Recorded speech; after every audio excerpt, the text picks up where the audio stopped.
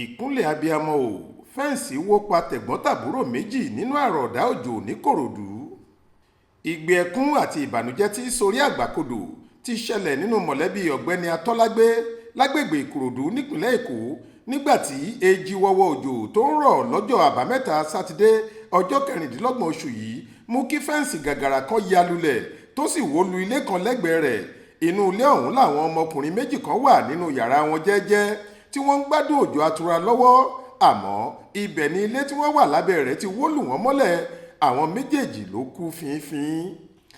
Àwọn ọmọdékùnrin méjì ọ̀hún, Gbọ́láhàn Atọ́lágbé ọmọ ọdún 7 àti ẹ̀gbọ́n rẹ̀ Yínká Atọ́lágbé tóun jẹ́ ọmọ ọdún 9 ni wọ́n ń gbé pẹ̀lú àwọn òbí wọn ní ilé àkọ́gbé oníyàrá 3 kan tó wà lójúlé 25 òpópónà Àlàó ládùúgbò Ọláàánú kan ní agbègbè Ìṣàwó ní Kòròdú, ìpínlẹ̀ Èkó.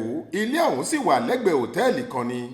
Gẹ́gẹ́ bí àlàyé tí ọ̀gá àgbà àjọ tó ń rí sí ìṣẹ̀lẹ̀ pàjáwìrì nípìnlẹ̀ Èkó, Lagos State Emergency Management Agency LASEMA, dókítà Olúwafẹ́mi Ọ̀kẹ́ọ̀sán-Ìtólú ṣe, ó ní ojúlé 28 Community Road ní òtẹ́ẹ̀lì gogoro alájà 3 tí wọ́n forúkọ bò láṣìírí náà wà. Ọ̀nà kan sì wà láàrin fẹ́ǹsì òtẹ́ẹ̀lì yìí àti ilé táwọn olóògbé náà ń gbé. Ọ̀kẹ́ọ̀sán-Ìtólú ní àkíyèsí táwọn ṣe ni pé kò sí ọ̀nà fún ọ̀gbàrá ní àdúgbò yìí rárá, èyí tó máa ń jẹ́ kí omi dúró rẹ́gẹ́dẹ́ sí ẹsẹ̀ àwọn ilé nígbàkúùgbà tí òjò bá rọ̀, léyìí tó lè mú kí ìpìlẹ̀ ilé ìyẹn foundation di ahẹrẹpẹ. Ó ní òjò ńlá tó ń rọ̀ yà bí ìgbà téèyàn ṣí omi ẹ̀rọ sílẹ̀ lágbègbè ọ̀hún lọ́jọ́ sátidé náà ló túbọ̀ sọ ògiri fẹ́ǹsì tí wọ́n mọ yíká òtẹ́ẹ̀lì ọ̀hún di aláìlágbára. Nígbà tó sì yá, níṣe ni fẹ́ǹsì yìí bì lulẹ̀ wì, àmọ́ orí ilé fúláàtì ẹ̀gbẹ́ rẹ̀ táwọn ọmọ ọ̀hún wà ló wólé.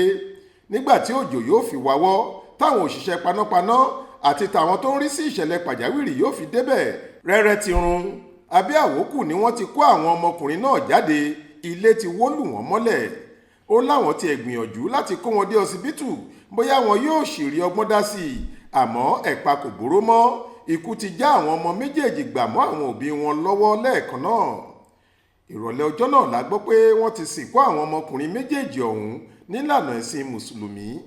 Ọ̀gbẹ́ni Ibrahim Fárìnlóyè tó jẹ́ olùdarí iléeṣẹ́ ìjọba àpapọ̀ tó ń rí sí ìṣẹ̀lẹ̀ pàjáwìrì níhà gúúsù ìwọ̀ oòrùn ilẹ̀ wa, National Emergency Management Agency NEMA Southwest, tóun náà fìdí ìṣẹ̀lẹ̀ yìí múlẹ̀, sọ pé nígbà míì báwọn tí wọ́n máa ń pè lórí aago nígbà tíṣẹ̀lẹ̀ pàjáwìrì bá ṣẹlẹ̀ ṣe kọ́kọ́ máa ń fi òjò pe àìná, tí wọ́n máa ń darí ìpè tó yẹ kó lọ sọ́dọ̀ lágbájá sí tàmẹ̀dù, wà lára nǹkan tí kì í jẹ́ káwọn tí yóò tètè yanjú ọ̀rọ̀ dé ibi tí jàǹbá bá ti ṣẹlẹ̀ lásìkò. Ó bá àwọn òbí àti mọ̀lẹ́bí àwọn ọmọ náà kẹ́dùn, ó sì ṣèlérí pé àwọn yóò túbọ̀ ṣèwádìí lójúnà àti wá ojútùú sí ohun tó ṣokùnfà àjálù bí èyí. Faith Adébọ́lá ló ń jábọ̀ ròyìn fún iléeṣẹ́ tẹlifíṣàn Aláròye online.